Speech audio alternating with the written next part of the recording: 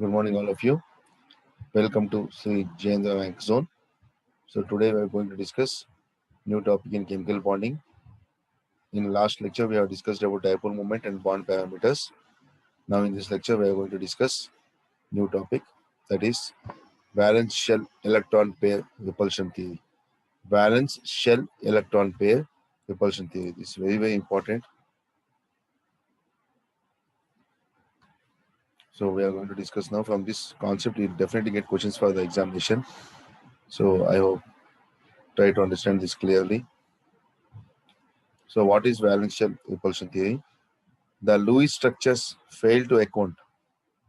The Lewis structure failed to account for the structure of the molecules. The Vesper theory successfully explains the structure of most of the covalent molecules. Vesper theory explains the structure of most of the covalent molecules. This theory was put forward by Sedgwick and Powell in the year 1940.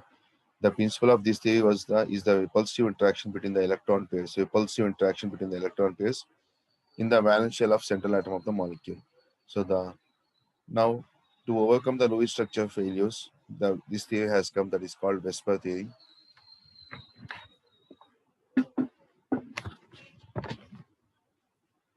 So this Vesper theory is nothing but the principle of this theory is the repulsive interaction between the electron pairs and the valence shell of the central atom of the molecule. So the shape of the molecules depends on the total number of pairs of electrons. First postulate, the shape of the molecule depends on the total number of pairs of electrons, bonded pairs and lone pairs around the central atom of the molecule. So the shape of the molecule depends on the total number of pairs of electrons. So that is including bond pairs and lone pairs. The electron pairs will suffer repulsion.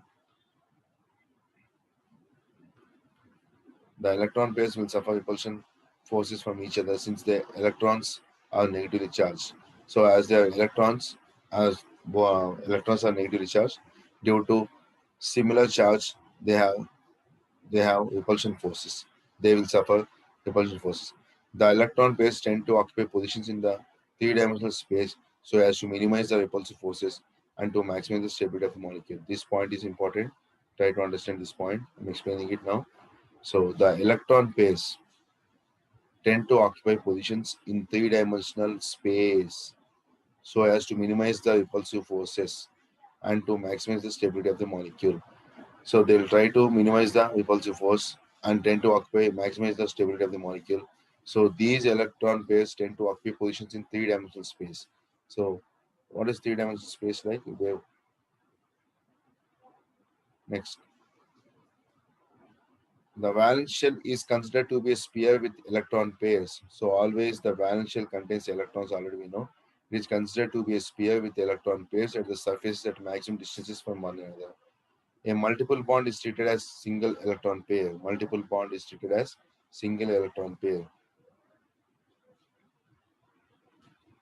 A multiple bond, that is double bond or triple bond, is treated as single electron pair, means two electrons, and the two or three pairs of electrons are known as single super pair. For a resonating molecule, the structure given by Vesper theory can be applied for all contributing structures. So from Vesper theory, basically we will get simple. In simple words, I'll tell you. So Vesper theory, nothing but it explains the structure of molecules to overcome the failures of Lewis dot structures, and it is based on purely valence shell electron pair repulsion. So in the name itself, electron pair repulsion takes place, and that too taking place in valence shell. So this is very important. Next, so bond pair electrons. There are pairs of electrons in the central atom. There are two pairs. What are those? Bond pair of electrons and lone pair or unshared pair. The bond pair of electrons is shared by two atoms, while the lone pair of electrons belong to a single atom. So lone pair means single atom, whereas bond pair means shared by two atoms. This is very important. Hence, the lone pair of electrons tends to occupy larger space. A very important point is that nothing but lone pair of electrons, lone pair electrons, lone pair of electrons tends to occupy larger space compared to bonded pair of electrons. As a result, the repulsion between the lone pair of electrons is greater than that of bond pair of electrons. So repulsion between the lone pair and bond pair of electrons is greater. So this is nothing but valence shell electron pair repulsion theory. And very important this statement. Always, according to Vesper theory, the electron pair repulsions follows the order lone pair greater than lone pair greater than bond pair. Based on the number of bond pairs and lone pairs of electrons present in the central atom, the molecule will have a specific shape. The molecule will have a specific shape. So how can we determine the shape of the molecule? Based on the number of bond pairs and lone pairs. This point is very important. So if a molecule has all bond pairs, it will take a regular shape. If a molecule has lone pair as well as bond pair, it will not take a regular geometry. It will take different shape. So based on the number of bond pairs and lone pairs only, the shape of the molecule is being determined.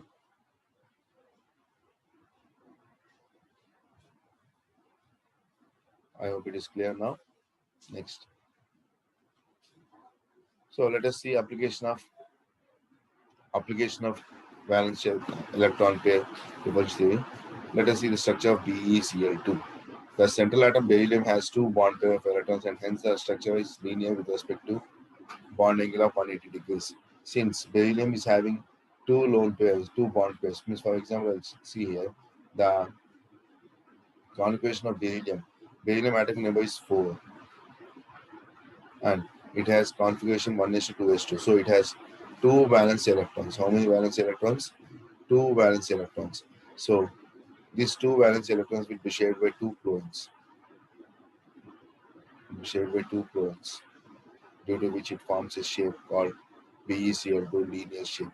The shape is linear with bond angle 180 degrees. So as it has two bond pairs, as I told you, with all the bond pairs, it has only two bond pairs, zero lone pair, because it has how many valence electrons? Two valence electrons, one and two, and one chlorine and one chlorine.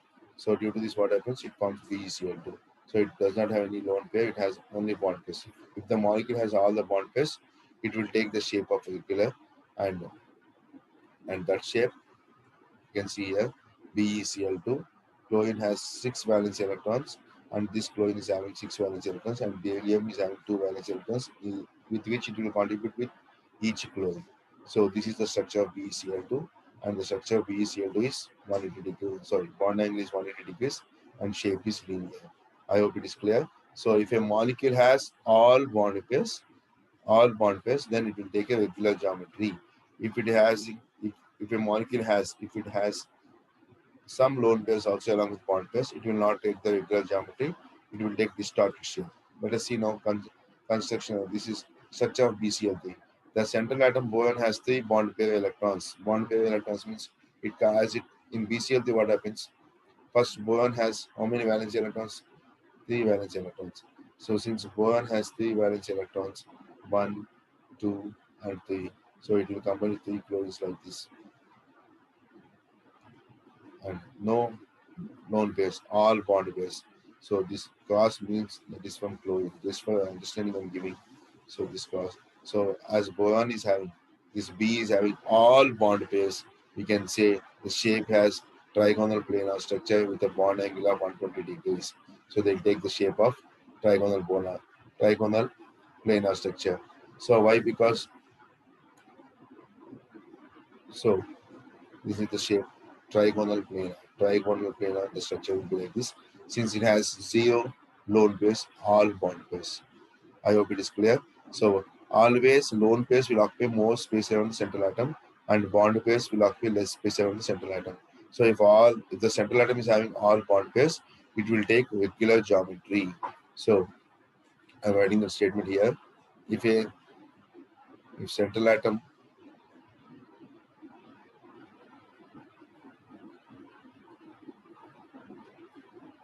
possesses all bond pairs, regular geometry. Regular geometry means particular shape. Regular geometry. When the central atom has lone pairs as well as bond pairs. Lone pairs plus bond pairs. then it will take distorted geometry. Distorted geometry because lone pair repulsion is greater than lone pair bond pair repulsion is greater than bond pair repulsion. So the repulsion is less in case of bond pairs. I hope it is clear. So this is the structure of BCl3. Next we'll see some more structures. The structure of methane. The central atom is carbon, which has four bond pairs. Hence, the molecule has tetrahedral shape. So, the structure of methane is tetrahedral shape. Carbon is at the center of tetrahedron, and hydrogen occupy the corners of tetrahedron. So, the bond angle is 109.5 degrees. So, this is called methane molecule shape, 109.5 degrees. So, the carbon is a regular tetrahedron. So, this is the shape of methane. Next, structure of PCl5. The central atom has phosphorus has 5 bond pairs of electrons around it with 5 electrons because the valence electron is number of valence electrons in phosphorus is 5, and with 5 chlorines it will form 5 bond pairs around it. The molecule has pentagonal bipyramidal structure and the bond angles are 90 and 120 degrees. So these bond angle shapes are very important for competitive exams. So the shape of PCl5 is the structure of PCl5 is trigonal bipyramidal, pentagonal bipyramidal, tetrahedral, like that they ask. So these shapes are molecules are important. So the molecule has pentagonal bipyramidal structure and it has bond angles 90 degrees as well as 120 degrees respectively because it contains 5 bond pairs and 0 lone pairs. That is most important. Next, SF6 also. Sulfur has 6 electrons in the valence shell and these 6 electrons will become completed with, will be bond taking in bond formation with 6 fluorines. So sulfur has 6 bonded pairs of electrons around it. The molecule has octahedral structure. All the bond angles are exactly equal to 90 degrees. So octahedral structure, bond angles is equal to 90 degrees. This is the structure of SF6. Structure of IF7. Iodine has 7 pairs of bond atoms. The shape of the molecule is pentagonal bipyramidal. The structure of IF7 is as shown below. So it is pentagonal bipyramidal, trigonal bipyramidal. So this is pentagonal bipyramidal. The shapes of bond angles are 90 degrees and 70 degrees. So this is called IF7. IF7 means iodine contains 7 electrons in the valence shell and it is forming compound with 7 fluorines. So there's the structure of IF7. All bond pairs, regular geometry, that is pentagonal bipyramidal. Let us see now the previous ones.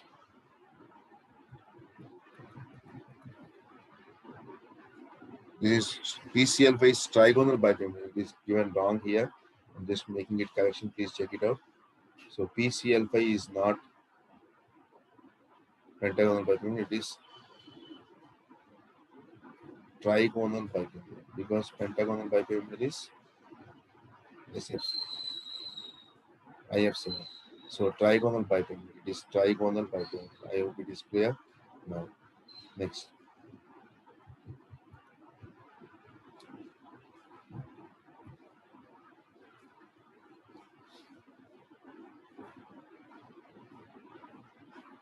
So make a note. This trigonal bipyramidal. Structure of SF6. Now, structure of IF7 is pentagonal bipyramidal. This is correct only, whereas PCl5 is, I'm writing it again here, don't get confused. So, structure of PCl5 molecule is trigonal bipyramidal. Trigonal bipyramidal.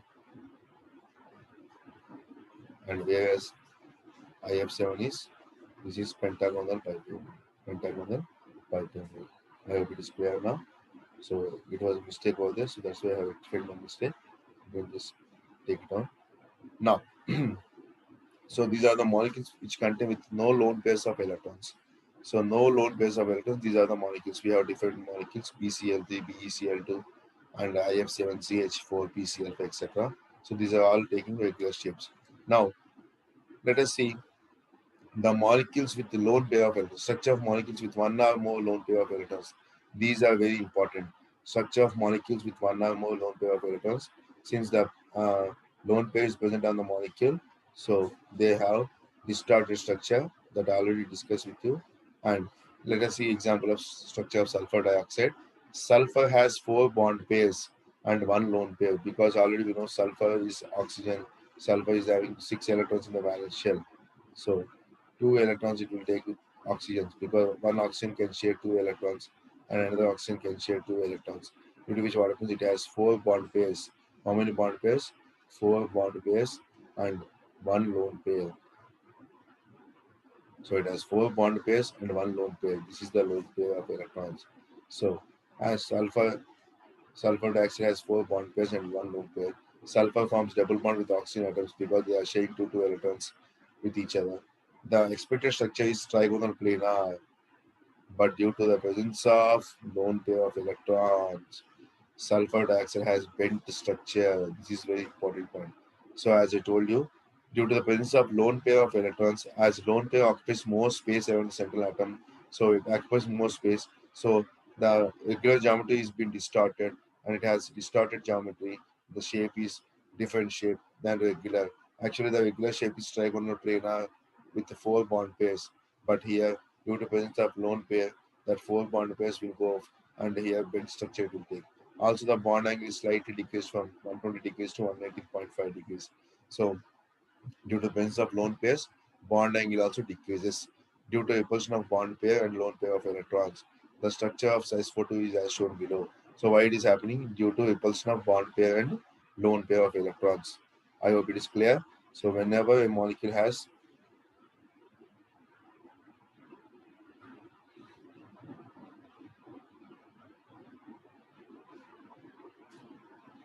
the structure of sulfur dioxide. So it has one lone pair and two bond pairs. So bond angle is slightly decreased to 190.5 degrees, and the shape is bent shape. This is called bent structure, bent shape. I hope it is clear. Next, one more example: structure of ammonia. Ammonia, nitrogen in ammonia has three bond pairs, because just by seeing the structure only we can write how the structure will be. Nitrogen has how many valence electrons? Five valence. One, two, three, 4, 5. So with the three hydrogens, they'll combine with each other, three hydrogens, and it has one lone pair. It has three bond pairs plus one lone pair. That is the importance here. So nitrogen ammonia has three bond pairs and one lone pair. So the three bond pairs and one lone pair is important. The expected geometry of ammonia is tetrahedral, but due to the presence of lone pair of electrons, ammonia has pyramidal structure, and its bond angle is also decreased from 107 to 107 degrees from 109.5 degrees due to bond pair repulsions. So lone pair repulsion is greater than bond pair, and greater than bond pair. I hope it is clear. So lone pair repulsions is greater than lone pair repulsions, greater than bond pair repulsions. So the structure of ammonia is shown as the figure. So nitrogen has five valence electrons, out of which three electrons it will share with three hydrogens, and bond angle is 107, expected to be 109.5, and shape is tetrahedral, but the shape is pyramidal here. Next, structure of water. Water also we have oxygen atom in water has two bond pairs, because we see oxygen, how many valence electrons it has? Six valence electrons. So I'm writing here oxygen. Oxygen has 1, 2, 3, 4, 5, 6. So this hydrogen, and this is with hydrogen. So still it has two bond pairs. So still it has two lone pairs. So it has two lone pairs as well as two bond pairs. So water is having two lone pairs and two bond pairs. Very, very important. Water is having two lone pairs and two bond pairs.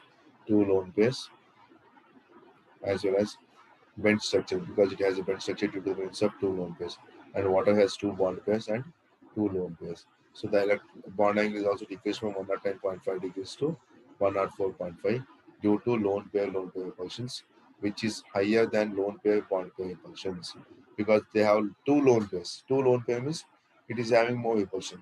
So they occupy more space first of all, and also they have more repulsions. So this is nothing but structure of water. You can see here two lone pairs, lone pair. Lone pair repulsion is greater than lone pair bond pair as well as bond pair. So the structure is bent structure, and the bond angle is 104 degrees. So the structure of molecules with one or more lone pair of electrons are most important, because they'll ask in exam. The structure of ammonia is. The structure of BCl5 is like that they ask from this point. Next structure of SF4, sulfur tetrafluoride. Sulfur has 4 bond pairs because one fluorine will contribute 1 electron, so it has 4 bond pairs and 1 lone pair of electron. Because sulfur has 6 electrons in the valence shell. Sulfur has how many electrons? 6 electrons, so it has 1 lone pair of electron and 4 bond pairs, one with each fluorine.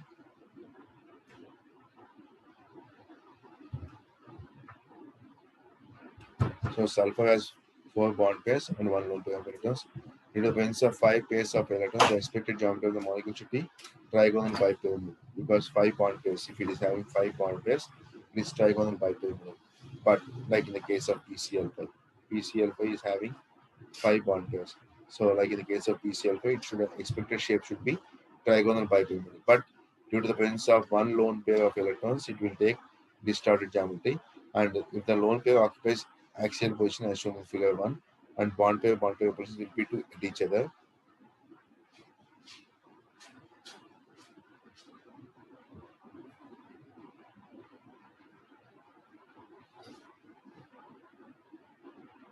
Bond pair positions will be at each other.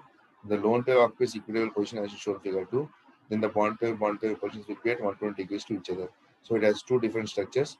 If the lone pair occupies axial position as shown in the figure 1, bond pair positions will be at each other.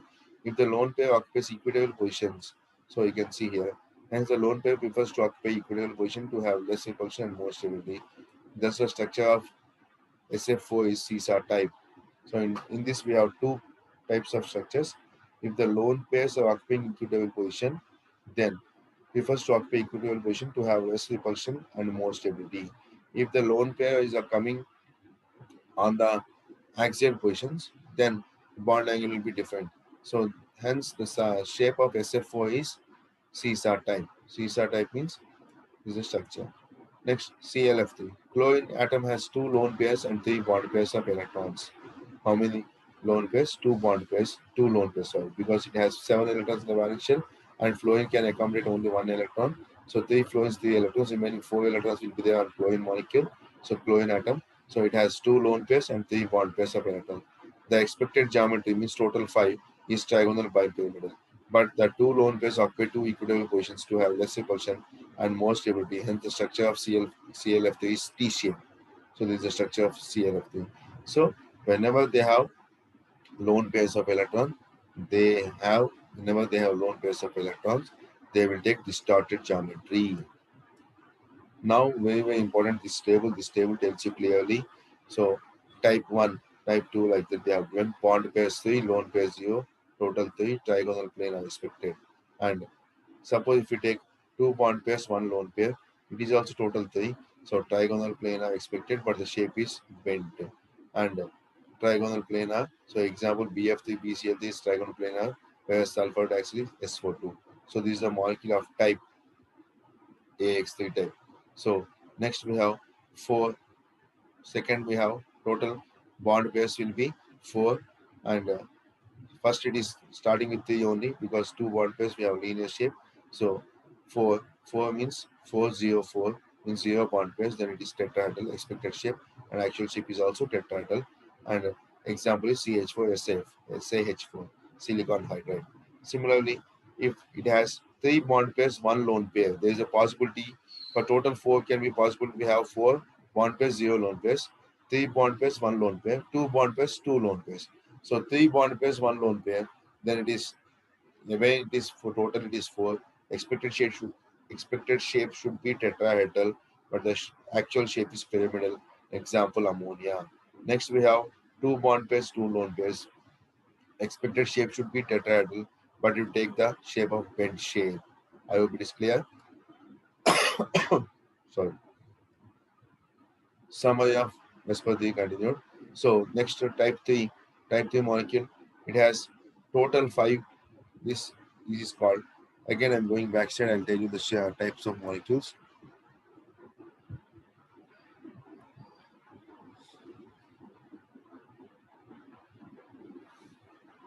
So this is called 3 bond pair means AX3. because you will be having in textbooks AX3. Next, this is called two bond pairs, one lone pair. AX2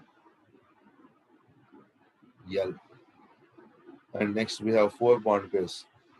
AX4, molecule of type AX4. X means all bond pairs, L means lone pairs. Next, AX3 L1, because three bond pairs, one lone pair. Next is AX2 L2. So like that you have to remember the shapes. I hope it is clear now. So whenever we have L, it is nothing but lone pair. When we don't have L, it is nothing but bond pair. Only X. So next continuation with the 5. So in this 5 means it is of the type of molecule called what? AX5. AX5 means AX5. It means it has 5 bond pairs and 0 lone pairs. And example, the shape is expected shape should be trigonal bipyramidal. Actual shape is also trigonal bipyramid. And example is PCl5. Next, for the molecule of type 4 bond pairs, 1 lone pair means AX4L1.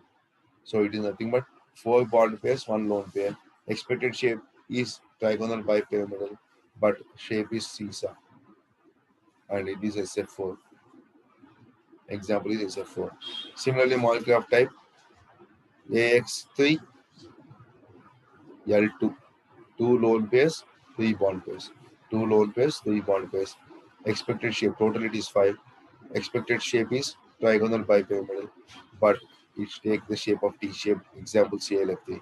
Similarly, we have AX6 type. AX6 means all bond pairs, 0 lone pairs.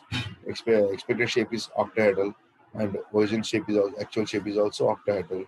Example is SF6. So all this complete table is very very important. From this table, you'll definitely get one question for all competitive exams.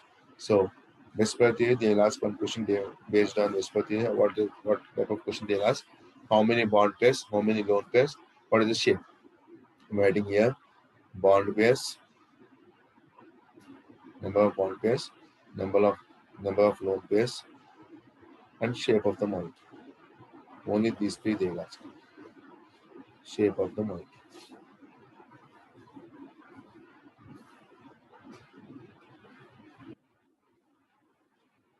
It's clear. Next.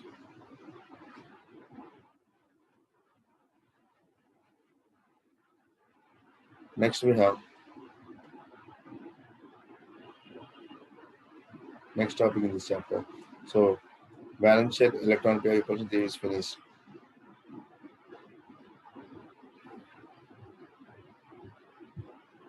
Now I'm sharing one more new topic.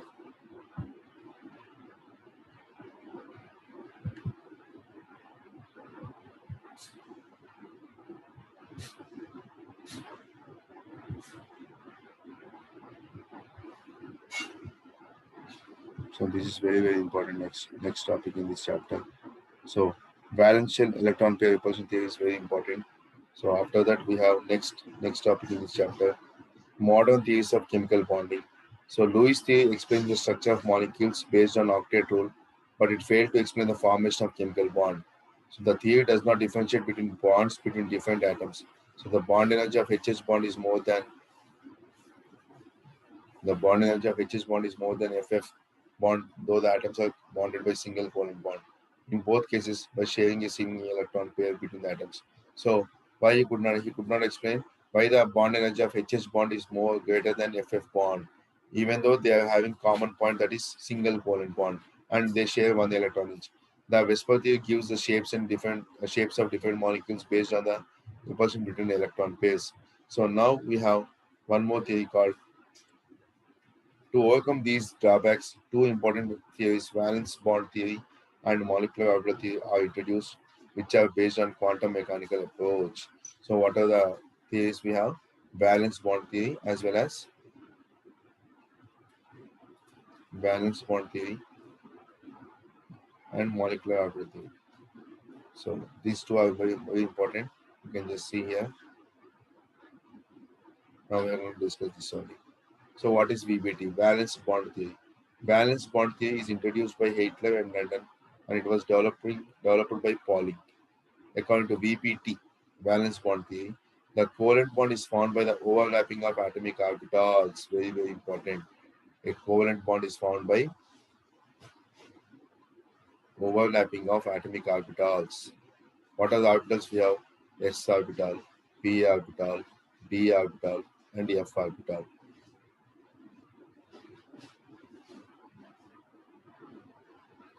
So what are the orbitals we have? S, p, d, and f orbitals. S orbital, p orbital, d orbital, f orbital. So during the formation of covalent bond, the overlapping of atomic orbitals of two bonding atoms takes place. So SS overlapping, PP overlapping, SP overlapping. And mainly these are the three overlappings we have. What are those overlappings? SS overlapping, SP overlapping, PP overlapping. Mainly these things we are going to discuss now. So what is this valence bond theory? It is nothing but, according to VPT, the covalent bond is formed by the overlapping of atomic orbitals of two bonding atoms. VPT explained directional nature of covalent bond. As we already know, covalent bond is directional, so it explains the directional nature of covalent bond. What are those? Consider two atoms, hydrogen atoms A and B. The nuclei of the two atoms P, Na and Nb. That is, atom A of hydrogen is Na of A, and atom B, N of B. And the electrons of the two atoms B, Ea and Eb. When the two atoms are at infinite distance from each other, there is no interaction between the two atoms. When these two atoms start approaching with each other, two types of new forces will be introduced. The attractive force between nuclei of, that is, two hydrogen atoms, N of A, nuclei of A and E of A, and nuclei of B and E of B. And the attractive force existing between nuclei of A and E of B, and nuclei of B and E of A. These two are the possibilities. Now let us see.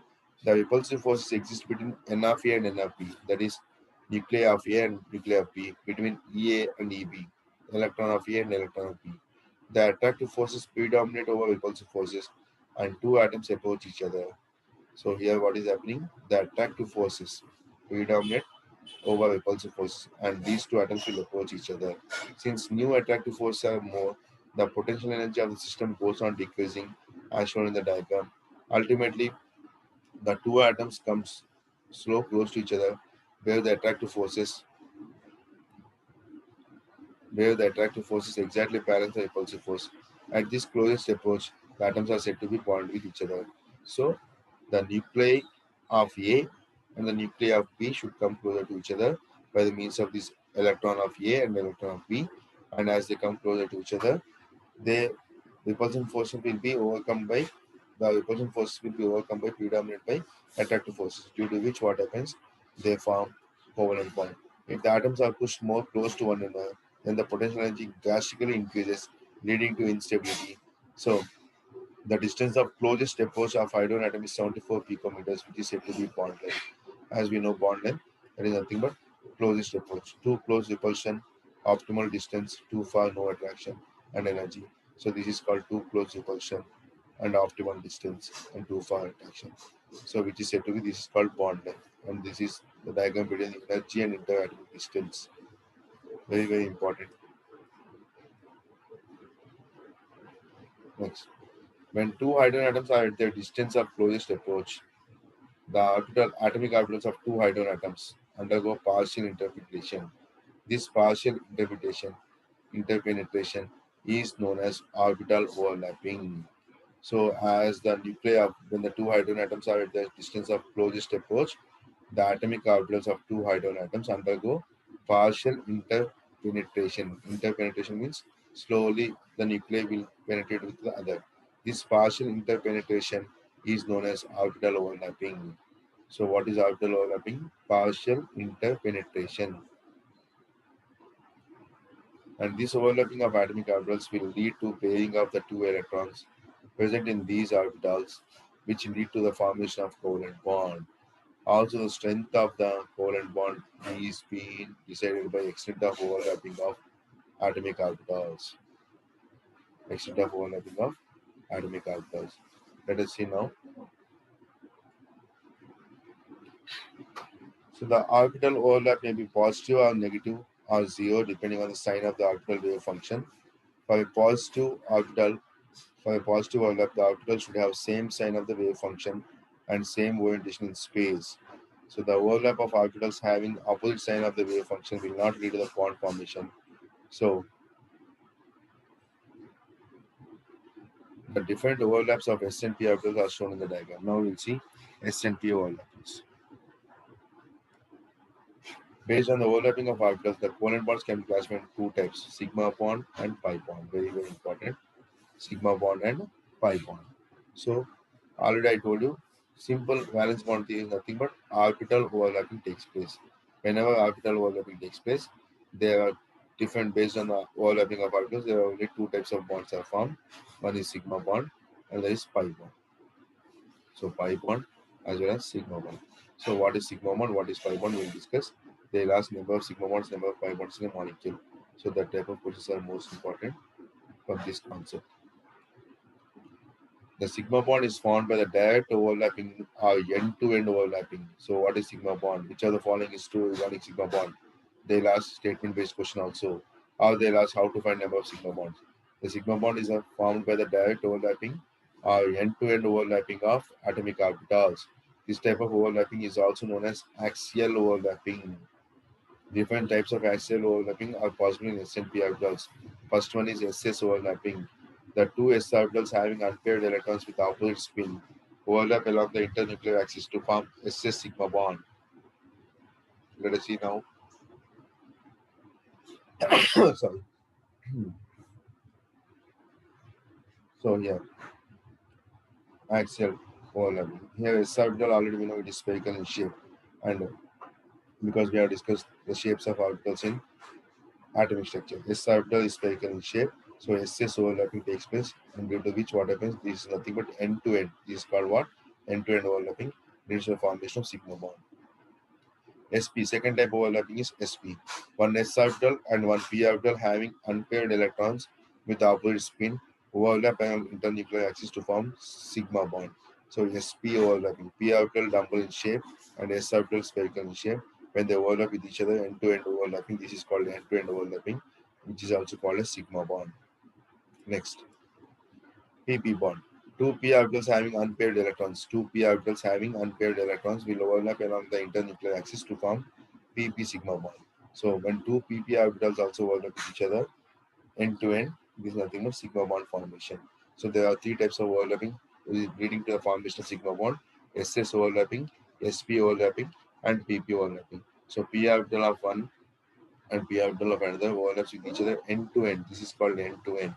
End to end is nothing but it is called sigma bond. Next, pi bond. The pi bond, when compared to sigma bond, pi bond is weaker. Sigma bond is stronger bond. The pi bond is formed by the sidewise overlapping of p orbitals or d orbitals. P orbitals or t orbitals, no s orbitals. In pi bond formation, the orbitals overlap in such a way that internuclear axis is perpendicular. This point is very important. Try to understand this. The pi bond is in such a way that the internuclear axis is perpendicular to the axis of the orbitals participating in pi bond formation. As a result, the electron cloud will be above and below the plane of sigma bond. Electron cloud will be above and below the plane of sigma bond. The pi bond formation in p orbitals is as shown in the diagram. Let us see the diagram. Pi bond. It is nothing but what is the difference between sigma bond and pi bond? Sigma bond is end-to-end overlapping, whereas pi bond is sidewise overlapping. Very simple. So here this is called sidewise overlapping. This is called sidewise overlapping. End-to-end means end-to-end. Already we have seen the diagrams. This is PP sideways overlapping. Next, the strength of covalent bond is directly proportional to the extent of overlapping of the strength of covalent bond is directly proportional to the extent of overlapping of atomic orbitals. Sigma bond is due to axial overlapping and pi bond is due to sideways or lateral overlapping. So the extent of overlapping is higher in case of axial overlapping than lateral overlapping. So sideways or lateral is pi bond. So extent of overlapping is maximum in sigma bond and less in case of pi bond. Hence the sigma bonds are stronger than pi bonds. The pi bond formation takes place only after the two atoms are bonded by sigma bond.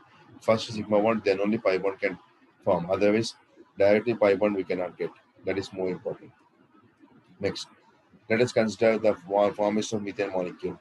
The electron configuration of carbon in the excited state is 1s2, 2s1, 2px1, 2py1, 2pz1.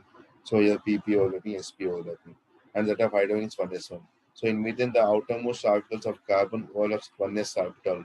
So outermost electrons of carbon, that is 2s and 1s, 2p and 1s, 2py and 1s, and 2pz and 1s. So to form four sigma bonds, very very important. How many sigma bonds? Four sigma bonds, because all the four electrons of carbon will overlap with 1s orbital of 1s1 orbital of hydrogen atom. So it leads to the formation of four sigma bonds. The carbon enters into the bond formation with the above configuration. Then three bonds are due to overlap of 2p and 1s orbital, because 2p, 2p, 2p and 1s orbital. Because 2px1 will overlap with 1s1, 2py1 will overlap with 1s1, and 2pz1 also will overlap with 1s1. So that is resulting in 2p due to overlap of 2p and 1s orbitals, and the fourth bond is due to the overlap of 2s.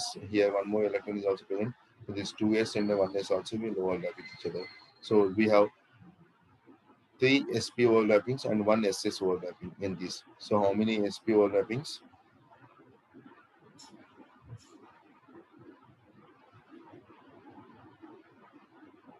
Three sp overlappings and one ss overlapping. So these are the total four sigma bonds, resulting in the formation of four sigma bonds. I hope it is clear.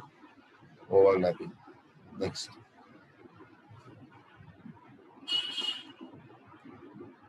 Hence, three bonds in methane should be of one type, and the fourth bond is of different type. But in methane, all four bonds are exactly identical. In order to explain the bond formation of polyatomic molecules, Pauling introduced the concept of hybridization of atomic orbitals. Now we are going to discuss hybridization. So before going to discuss hybridization, they'll ask number of sigma bonds and pi bonds. So I want to explain that taking new slide. I'm showing one more slide here. So how to find number of sigma bonds and pi bonds in a molecule? That points we have to discuss.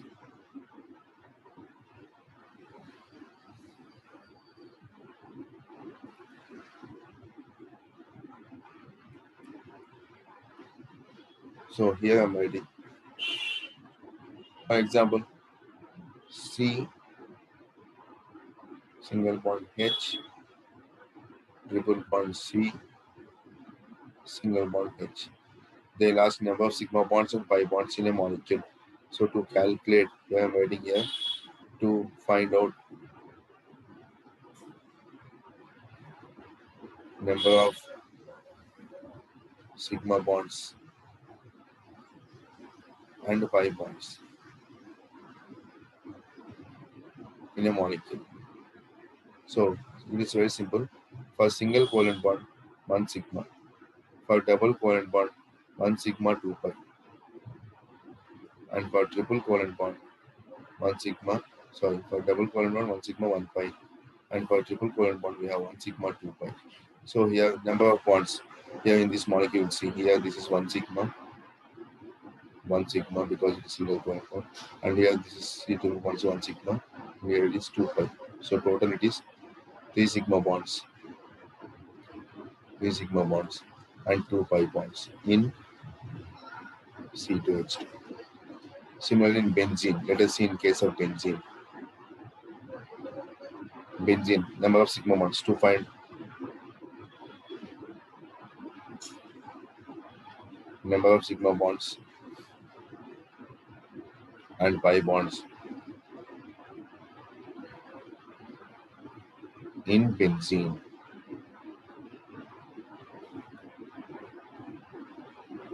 Let us see now shape of benzene. So it has 6 carbons. 1, 2, 3, 4, 5, 6. 6 carbons. And each carbon is linked with single covalent bond, alternate double bonds. Here double bond, here single bond, here double bond, and here single bond, and here double bond. And each carbon is linked with 6 hydrogens. 1, 2, 3, 4, 5 carbons, 6 carbon. So the 6 hydrogens, 6 sigma bonds. How many sigma bonds? 6 sigma bonds. Plus, and here in between 6 carbons, 6 sigma bonds. So 6 plus 6 sigma bonds. Total it is 12 sigma bonds. And how many pi bonds? 3 double bonds. Since 3 double bonds you have, it has 3 pi bonds. So benzene molecule has 12 sigma bonds and 3 pi bonds. So this formula calculation of sigma bond and pi bond is most important. They'll ask in the examination. So how to calculate sigma bond and pi bond? Just for single, if a single covalent bond is nothing but 1 sigma 1. Double covalent bond 1 sigma 1 pi. Triple covalent bond 1 sigma 2 pi. Now let us see continuation of valence bond theory. So valence bond theory is finished. So in order to explain the bond formation in polyatomic molecule, Pauling introduced the concept of hybridization of atomic orbitals. So in order to explain the bond formation in polyatomic molecule, hybridization is a phenomenon in which atomic orbitals of comparable energy undergo intermixing to redistribute energy and results in new set of orbitals known as hybrid orbitals having same shape, size, and energy. So it is a phenomenon of in which atomic orbitals of comparable energy like SS orbital, sp orbital, etc. Atomic orbitals of comparable energy undergo intermixing to redistribute energy and results in a new set of orbitals known as hybrid orbitals. So the number of hybrid orbitals formed is equal to the number of atomic orbitals that undergo hybridization. So intermixing of atomic orbitals. Simple, it is nothing but simple words I'll tell you. In what is hybridization? The intermixing of atomic orbitals. So I'm writing here intermixing of atomic orbitals. Intermixing of atomic orbitals is nothing but to form new hybrid orbitals. Atomic orbitals, just like cross speeds in dogs. So intermixing of atomic orbitals to form new orbitals is nothing but hybridization. The atomic orbitals present in outermost shell only will participate in hybridization. Very important point. Only outermost shell only they will participate in hybridization. The atomic orbitals undergoing hybridization should have almost same energy. Atomic orbital with unpaired electron or full-filled atomic orbital or even with empty atomic orbital can undergo hybridization. So these are the things we are going to learn about hybridization. I hope it is clear. So atomic orbitals undergoing hybridization should have almost same energy. Atomic orbital with unpaired electron or full-filled atomic orbital or even an empty atomic orbital also can undergo hybridization. Now all hybrid orbitals are of same energy, size and shape. Very important. The hybrid orbitals are more effective in forming covalent bonds than pure orbitals. So the hybrid orbitals are directed in 3D space so as to have minimum repulsive forces. These are all the features of hybridization between the bond and electrons. This gives a regular geometry for the molecule. According to Bend's rule, more electronegative substituents attached to hybrid orbitals that contains more p character, hence more p character longer will be bond length. Now types of hybridization we have sp hybridization. Here is not given properly. Just going back. So what are the different types of hybridization we have? First one I'm writing here. First one we have sp hybridization. Second one we have sp2 hybridization. Third one we have sp3 hybridization. Fourth one we have dsp2 hybridization. Fifth one we have sp3d sp3d hybridization. And sixth one we have sp3d2 hybridization. And seventh one we have sp3d3 hybridization. sp3d3 hybridization. So let us discuss all these hybridations in the next class. So hybridization is nothing but what? Intermixing of atomic orbitals. The intermixing of atomic orbitals is called hybridization. And in this session, what we have learned that is most important. So here,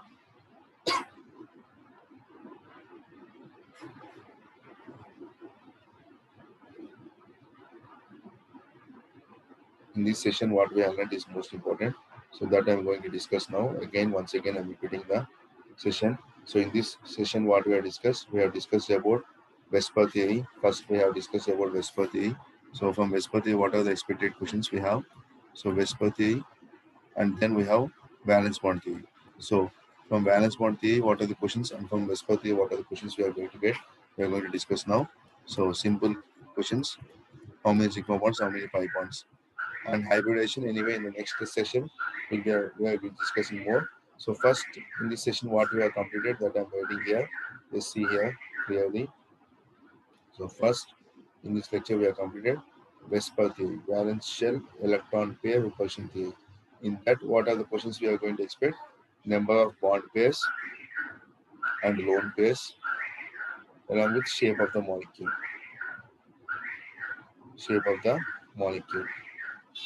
And second, what we are going to have after that, what we discussed, valence bond theory. What is valence bond theory?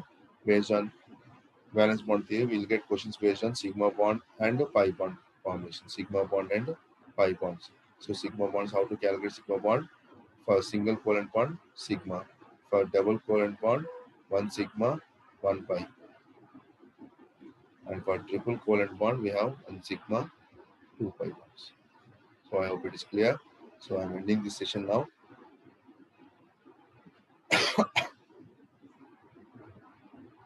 Ending this session.